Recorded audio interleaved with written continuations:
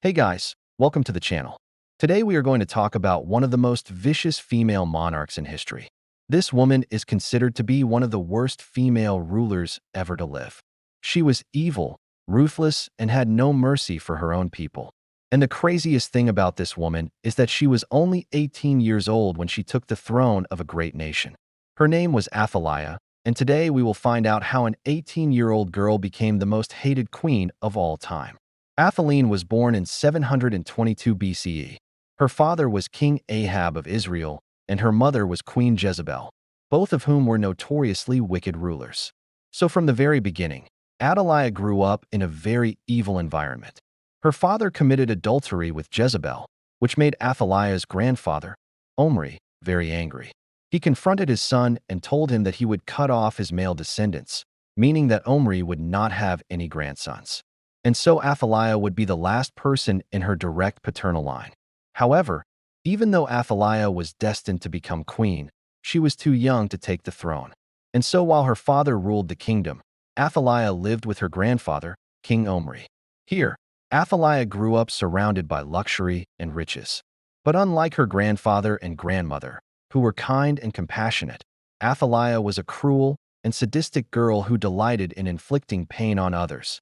One day, Athaliah decided to throw a big party and invited all the nobles and important people in the kingdom. She hosted feasts, gave expensive gifts, and had live music. In fact, it was such a huge celebration that everyone in the kingdom was invited. Everyone attended the party except for one man. That man was Elisha, a Jewish prophet who refused to bow down to Athaliah. Instead, he cursed Athaliah and her family and predicted that they would all die horrible deaths. Athaliah was furious when she heard this, but there was nothing she could do. Elisha was a powerful prophet, and if she tried to harm him, God would punish her. So instead, Athaliah did something else. She ordered her guards to imprison Elisha and keep him there until the party was over. Once the party was over, Athaliah went to the prison and unleashed vicious dogs on Elisha. The dogs tore the old man apart and killed him. When Athaliah saw this, she was thrilled. She had finally defeated Elisha, and now she was the most powerful person in the kingdom. At least that's what Athaliah thought. But in reality, her troubles were just beginning. After Omri died, her father, Ahab, took the throne. And during his rule, Athaliah became obsessed with power. She wanted to be queen, but she wasn't willing to wait. And so when her father went to war, Athaliah took over the kingdom and declared herself empress. But the people of Israel were furious when they heard this. They didn't want a young and inexperienced girl to rule over them, so they rebelled against Athaliah. Luckily for Athaliah, her uncle, Ben-Hadad, came to save her. He put down the rebellion and punished anyone who opposed his niece. From that day on, Athaliah ruled over Israel with an iron fist. Anyone who opposed her was put to death, and those who supported her were rewarded with great riches and power. Athaliah's rule was marked by extravagance and debauchery. She hosted parties every day, inviting men of all ages, shapes, and sizes. She also had a special fondness for foreign men and would often bring them into her court. These men were usually taller and stronger than the Israelites, and they quickly made up half of her army. At first, the people of Israel were happy to have these strong and capable warriors protecting them. But as time went on, they began to resent the foreigners. They felt that Athaliah was bringing in these men to spy on them and to take over the country. And they were right. Many of the men that Athaliah brought in were spies, and they quickly reported back to their home countries about the wealth and power of Israel. Soon, neighboring countries began to invade Israel, and Athaliah's army was not able to stop them. City after city fell to the invaders, and soon Athaliah was on the run. She fled to Damascus with a small group of soldiers, but she was captured soon after. The king of Syria took the throne of Israel, and Athaliah's reign of terror finally came to an end. Now, this is where the story gets a little confusing. You see, there are two different accounts of what happened to Athaliah next. The first account is found in the Book of Kings, and the second account is found in the Book of Chronicles.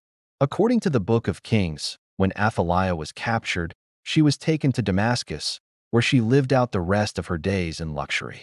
In fact, she was treated so well that many people began to question whether or not she had been captured at all. Some people even believed that Athaliah had bribed the king of Syria so that he would let her live comfortably in Damascus.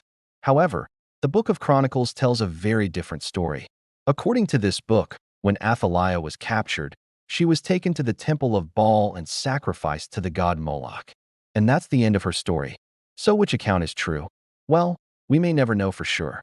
But I think that it's more likely that Athaliah was sacrificed to Moloch. You see, the king of Syria was a follower of Baal, and he would not have been comfortable letting Athaliah live in Damascus, knowing that she was a follower of Yahweh. Also, Athaliah was not just any ordinary woman. She was the former queen of Israel, and she was hated by the people of Israel. If the king of Syria had kept Athaliah alive, she would have been a constant reminder of Israel's occupation. So it is much more likely that Athaliah was sacrificed to Molech than the version that says she lived out the rest of her days in luxury in Damascus.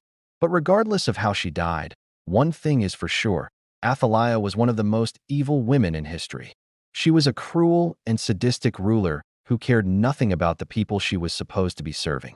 Instead, she used her power to indulge in her own pleasures, and she surrounded herself with spies and traitors who only looked out for themselves. In the end, Athaliah got what she deserved. She was captured and put to death, and her evil reign of terror finally came to an end.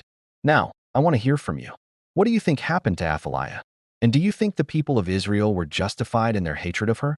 Let me know your thoughts in the comments below. Anyways, thank you so much for watching.